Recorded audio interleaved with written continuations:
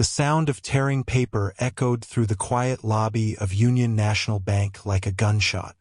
It was supposed to be a normal Tuesday afternoon in Chicago's financial district, but for Ethan Cole, a 16-year-old black boy wearing a neatly pressed school uniform, this moment would become one of the most humiliating experiences of his life.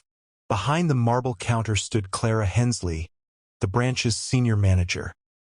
A woman in her early 50s, tall, perfectly polished, with a face that wore authority like a mask. She held a check in her manicured hand, a $40,000 tuition check made out to Harvard University, and with a flick of her wrist, she tore it right down the middle. The shredded pieces fluttered into the trash can like falling feathers. "Do you really think I'm that naive?" Clara sneered, adjusting the pearl brooch pinned to her cream blazer. "A 16-year-old kid, from your neighborhood, walking in here with a Harvard check? Please, try harder next time." Ethan stood frozen, his dark brown eyes reflecting both confusion and quiet pain. He had imagined this day differently, walking out of the bank with pride, ready to take one more step toward his future. But instead, he stood there being accused of fraud by a woman who had never even asked his name properly. "Ma'am," he began softly, his voice calm but steady. "The check was sent by the Hawthorne Scholars Foundation. It's for my pre-med tuition. I've already been accepted." Clara let out a sharp, condescending laugh that turned the heads of nearby tellers. "Harvard," she mocked. "That's rich. I don't know where you printed this, but we don't entertain forged documents here." Ethan blinked, his mind racing. He thought of his mother's words that very morning. "People will judge you before they know you, son, but never let them define your worth." He tried one more time. "Please, if you could just call the foundation or verify the—" But Clara cut him off with a wave of her hand. "Enough. Leave before I call security." Her tone was final, dripping with contempt. Ethan clenched his fists, willing himself not to react. Behind him, customers watched in uncomfortable silence. The room smelled faintly of perfume and printer ink, but beneath it all hung the sharp scent of humiliation. He turned to go, but before walking out he said quietly, "You'll regret doing that, ma'am." Clara smirked. "Oh, I doubt it." As Ethan stepped out into the cold Chicago air, his phone buzzed in his pocket. A text from his mother, Dr. Naomi Cole. "How did it go, sweetheart? Everything okay?" He typed back slowly, "No, Mom. Not okay. But don't worry. You taught me how to handle this." 2 hours earlier, inside her glass-walled office, Clara had been complaining to her assistant. "These kids think they can walk in here with their fake checks and sob stories," she scoffed. "You know how many of them try to pull this every year? I can spot a fraud from a mile away." Her assistant, a young teller named Luis Ramirez, frowned. "But, ma'am, he had documents. Real ones. Even the Harvard letterhead looked official."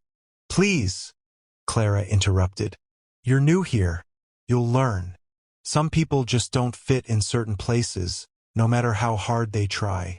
She said it casually, but the venom behind those words was unmistakable. That evening, at 7:45 p.m., the lights inside Union National Bank were dimming as employees prepared to leave. Clara was in the break room, laughing with 2 colleagues over coffee. "You should have seen his face," she chuckled. "He actually said he was accepted into Harvard. Unbelievable." Her laughter was cruel, echoing off the tiled walls. What Clara didn't know was that the bank's security cameras had recorded everything. The check tearing, her insults, even the final line about certain people not fitting in. And in another part of the city, that footage had just been flagged by the bank's compliance department for review. Meanwhile, across town, Ethan sat at the kitchen table in their modest 2-story home. The walls were lined with framed photos, his mother's graduation from Johns Hopkins Medical School, Ethan winning a national science competition, and the two of them smiling at a community clinic ribbon cutting. Dr. Naomi Cole, 44, was a renowned cardiothoracic surgeon and the founder of the Cole Medical Foundation, a nonprofit providing free heart surgeries for children in need. She entered the kitchen, her scrubs still faintly smelling of antiseptic, and saw her son staring at his laptop. "What happened?" she asked gently. Ethan hesitated, then told her everything. The words, the laughter, the torn check. Naomi listened silently, her expression unreadable. When he finished, she took a deep breath and said, "Ethan, some people need to learn that prejudice carries a price." She stood, picked up her phone, and dialed a number. "Get me Robert Haynes, the regional director of Union National Bank," she said. The next morning, Clara strutted into the bank, sipping her cappuccino and humming. It was payday and she was in a good mood. But that mood shattered the moment she reached her desk. Her phone buzzed with a message from the branch receptionist. "Ms. Hensley, the regional director wants to see you. Urgently." She frowned. "Now? What for?" "Something about a discrimination complaint."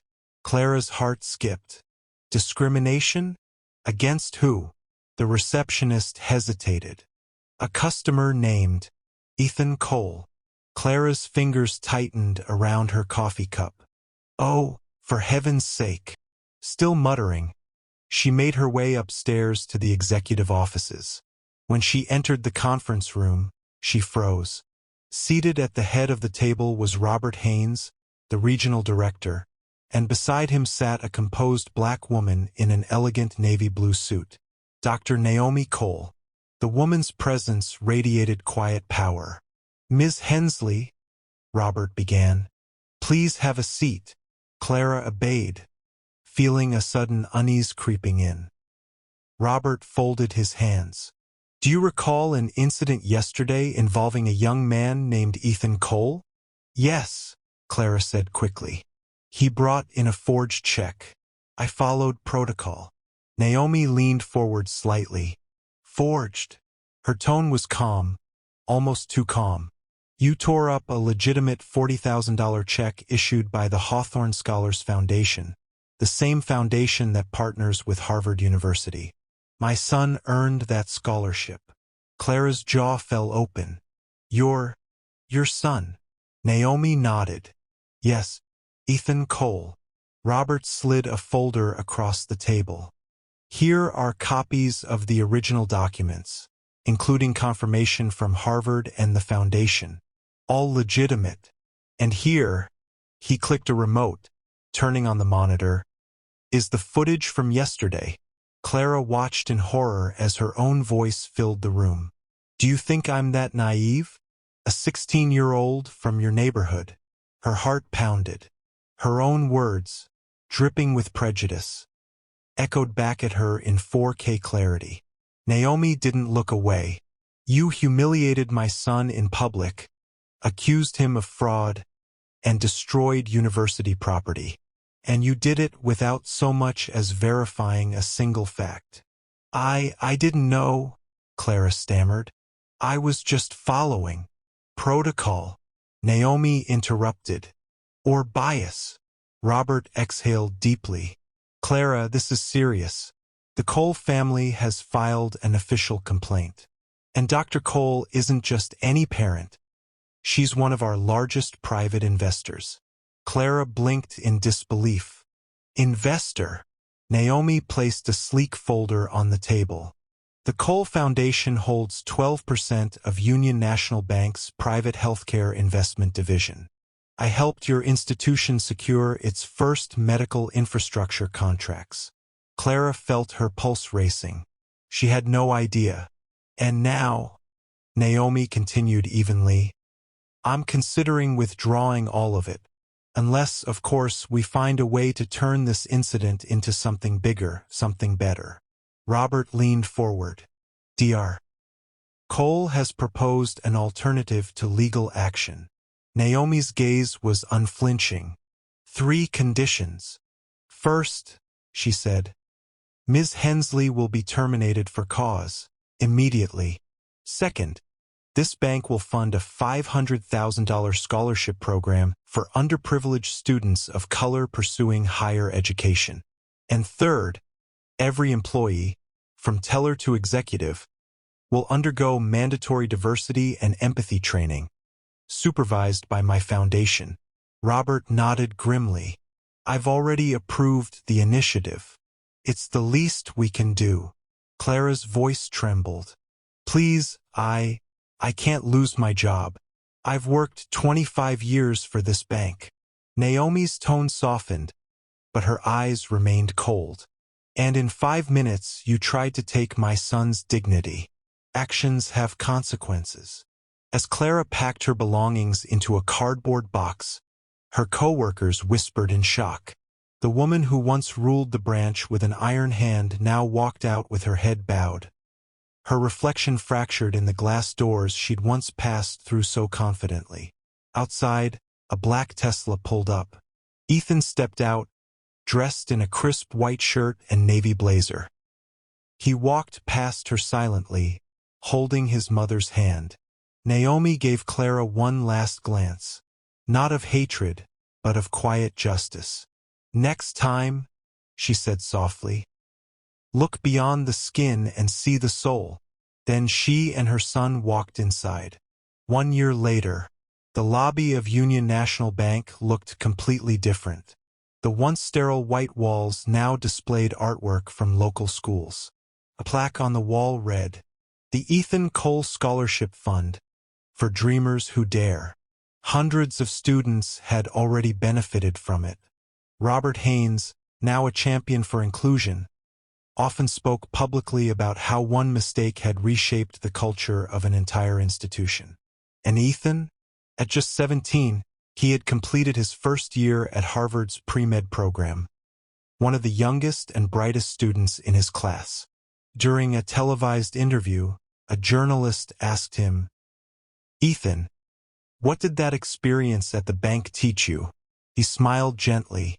That sometimes the world tries to define you by what it sees, but your worth isn't up for negotiation. It's proven by what you achieve, not what others believe. Meanwhile, Clara Hensley lived alone in a small apartment on the city's west side. She worked part-time at a call center, her once impressive career shattered. Every morning when she logged into her computer, the login screen displayed the Union National logo, the very company that had once been her pride, now her ghost. Occasionally, she'd see a news clip about the Cole Foundation's diversity program or about Ethan's achievements, and she'd feel that familiar pang of regret. She had torn up a check that day, but what she'd really destroyed was her own future.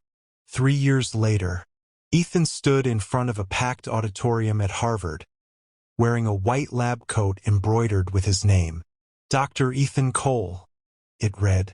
He was now a second-year medical student, giving a keynote on racial disparities in healthcare access, the very topic inspired by the prejudice he had once endured. As he concluded, he looked up and smiled. To everyone who has ever been underestimated, he said, remember this. You don't need to fight hate with hate. You fight it with excellence. The audience rose in a standing ovation. Among them was his mother, tears glimmering in her eyes. Naomi whispered to herself, "You did it, son. You turned pain into purpose." Months later, Union National Bank released its annual report.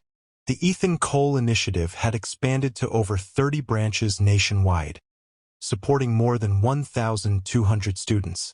Dr. Naomi Cole was invited to the White House to receive an award for her advocacy in financial equality.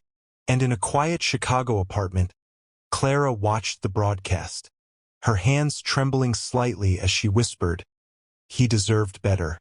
Sometimes, life doesn't give second chances, but it always gives reminders.